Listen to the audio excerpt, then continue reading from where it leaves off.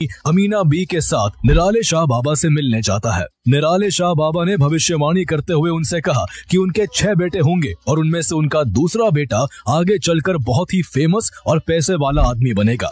इसके कुछ महीने बाद 26 दिसंबर 1955 को महाराष्ट्र के रत्नागिरी जिले में इब्राहिम कासकर के घर उनके दूसरे बेटे का जन्म होता है, जिसका नाम दाऊद इब्राहिम कासकर रखा जाता है।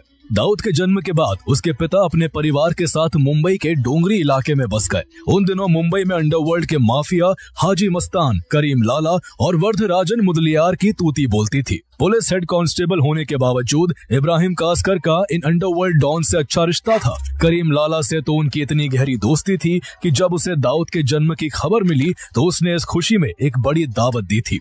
उस वक्त करीम लाला को कहां पता था कि जिस बच्चे के जन्म की खुशी में वो आज जश्न मना रहा है, वही आगे चलकर उसके रास्ते का सबसे बड़ा कांटा बन जाएगा। दाऊद के जन्म के बाद इब्राहिम कासकर के 10 और बच्चे हुए। इतने बड़े परिवार का खर्च उठाना उनके लिए काफी मुश्किल था। इसके बावजूद इब्राहिम कासकर ने दाऊद को अच्छी एजुकेशन देने की कोशिश की। दाऊद उनका दूसरा बेटा था और उन्हें निराले शाह बाबा की भविष्यवाणी पर भरोसा था कि एक दिन उनका ये बेटा बड़ा होकर कुछ बड़ा करेगा। इसलिए जहां उन्होंने अपने बाकी बेटों का एडमिशन म्युनिसिपैलिटी स्कूल्स में और बेटियों का दाखिला उर्दू मीडियम स्कूल्स में करवाया, वही दाऊद का एडमिशन मुंबई के एक प्रोमिनेंट इंग्लिश मीडियम स्कूल में करवाया गया ताकि उसे अच्छी से अच्छी एजुकेशन मिल सके।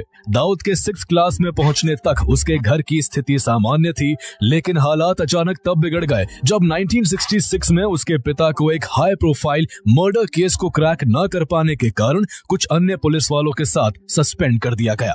इस घटना के बाद दाऊद का परिवार फाइनेंशियल क्राइसिस से जूझने लगा। घर की इकोनॉमिक कंडीशन इतनी खराब हो गई कि कई बार भूखे रहने तक की नौबत आ गई। इस कठिन समय में दाऊद की पढ़ाई भी छूट गई। इस दौरान उसकी दोस्ती कुछ ऐसे लोकल लड़कों से हो गई जो चोरी और ठगी जैसे कामों से जुड़े हुए थे। उनके संपर्क में आने के बाद दाऊद भी धीरे धीरे उसी रास्ते पर चल पड़ा। महज 14 साल की उम्र में उसने पहली बार चोरी की। उसने एक आदमी के पैसे चुराए, लेकिन जल्दी ही इस बात की शिकायत उसके पिता तक पहुंच गई। उस दिन उन्होंने उसकी खूब पिटाई की ताकि वो सुधर जाए, लेकिन दाऊद कभी नहीं सुधरा और जल्द से जल्द ज्यादा दौलत और शोहरत कमाने के लालच में अपराध की दुनिया की गहराइयों में उतरता चला गया। इसके बाद दाऊद और उसके दोस्तों ने मिलकर मोहत्ता मार्केट में एक दुकान खोली, जहां वो विदेशी घड़ियां बेचने के नाम पर लोगों के साथ ठगी किया करते थे।